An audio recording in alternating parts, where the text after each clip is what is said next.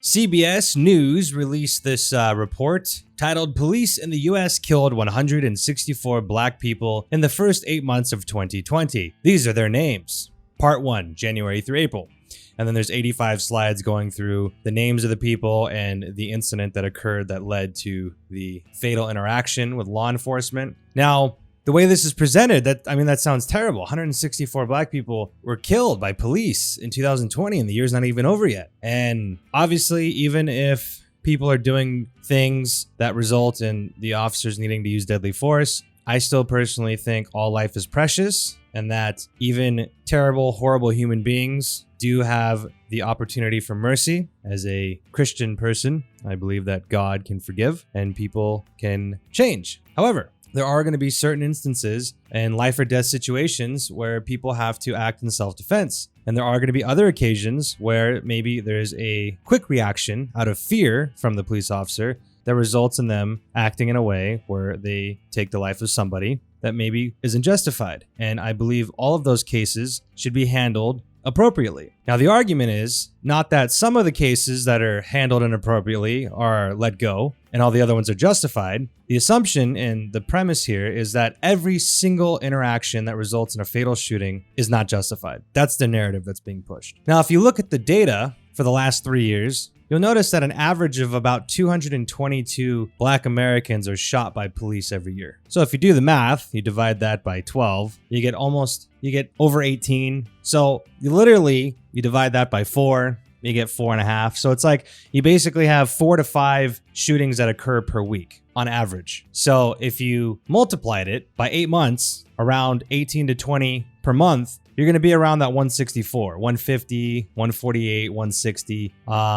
So that's the expectation. So it seems that it's a bit higher than the average. So this seems to be a bigger year. But also look what's occurring this year. With all the riots and protesting, it would seem that there's now this social acceptance to where people should go against law enforcement and protest them. Because this is they know somehow that if something happens and they end up in being attacked, that there's this entire mob of people willing to go to war for them. So I would say, even with the social fabric that we're experiencing right now, that it's no surprise that these cases are higher. And if you look at the other stats from whites killed, Hispanics, other unknown, I'd venture to say that that's probably around the same average that you would expect, maybe even a little higher with what's going on. But no one's talking about that. No one wants to focus on that number. They just want to push this narrative towards you. You go to the first, so you read on the side here, it says, police have killed at least one Black man or woman every week in 2020. Well, that's to be expected. On average, there's 4 to 5 every week.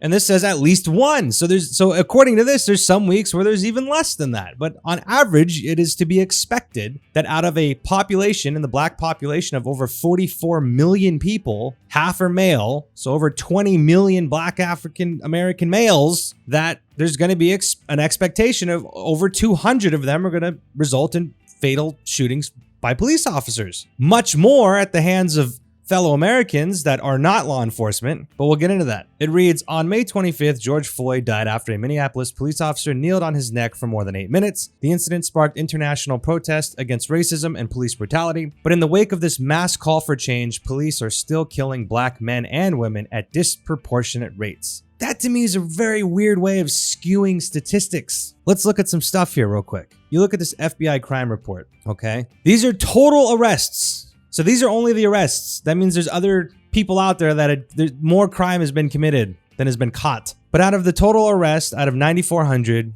homicides, murders, 44.2% were the result of white Americans and 53.1% were the result of Black Americans. And the rest are pretty much, it's not a crime that other ethnicities seem to commit as much as Black and white. Then you go to the CDC, and the CDC, this is from 2017, there was an average of 6 per 100,000 in the population. 6 people out of 100,000 died of murder, homicides. So that's over 19,000. Of that, we just saw 53% of that are from Black Americans. And here's another piece of data here that shows out of that, you have roughly almost 90% are committed by male from any ethnicity. So you have 13% of the population if you look at the census here. If you look at the census, down here, you have Black or African American, 13.4%. Half, if you look up here, are female. So little over 6% of the population commits over 10,000 murders, over 53% of the murders every year. 6% of the population.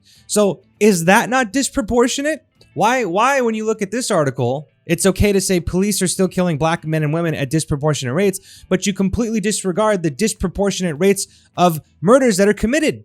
And by pointing that out, somehow that's racist. Somehow that's insensitive. No, I think murder from any ethnicity is wrong. And it should be something we work as a society to lower, which we have. Crime has gone down in the last couple decades. You can see the graphs. So the question is, why are they pushing this? That's the real question. The data does not point towards that. It's expected based on, so that would also mean 6 per 100,000. That means there's nearly over 19,000. There's between 18 and 19,000 murders committed per year. 53% are committed by 6% of the population. So they're saying, oh, 220 black Americans out of 6% of the population versus over 400, around 408 white Americans, which represent over, well, white Americans is over 70% of the population, but then again, it's mostly males. So then you cut that in half. So it's 35%.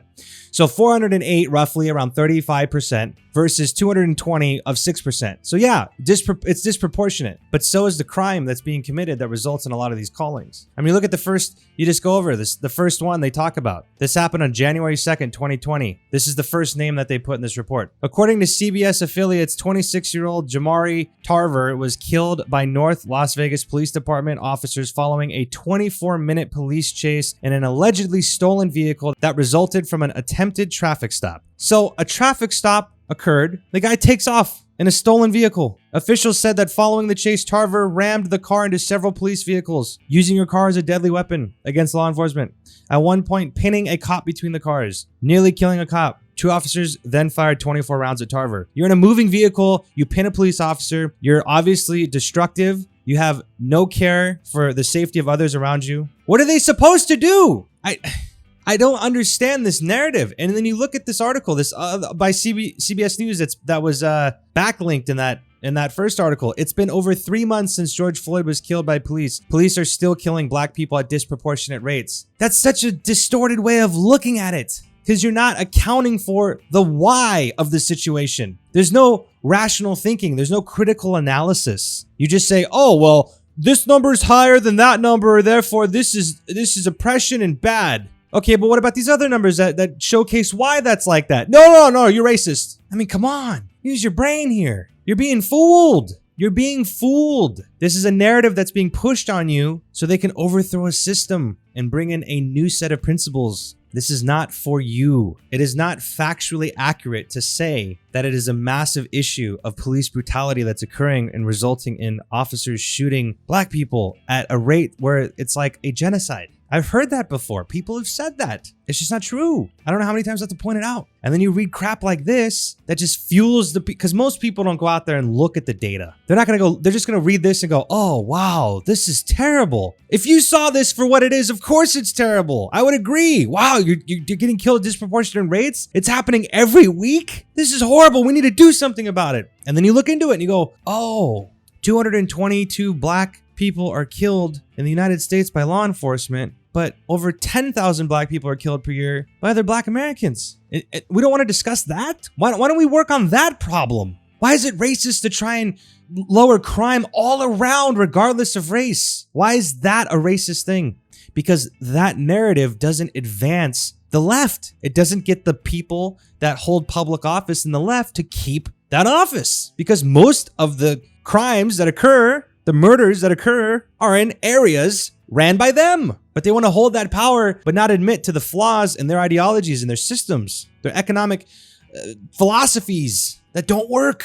It creates immense levels of poverty, and poverty leads to desperation, lack of hope, higher crime, people seeking for more, wanting a better life. And to them, that will result in more crime, because that's how they get it. Because working a crappy job in a terrible area where they can't get ahead is not a satisfying opportunity. And then because of the higher crime, you now have broken households, father's not in the picture, mother's not in the picture, broken families, no guidance, lack of moral understanding. So of course you're going to have higher rates of crime. But we don't want to talk about that. We don't want to work on fixing poverty, changing economic structure in these terrible areas, enforcing the areas so there's more police to help bring down the level of crime, to try and influence these communities to do better, to have more opportunity that's not illegal, that doesn't result in these violent attacks on one another over whatever they need to make their money. Why aren't we focusing on those issues? Why are we making up crap like this and spreading deceit? Think about it. That's all I ask. Just use your head. Use your head. That's all I have to say on this one. So until next time,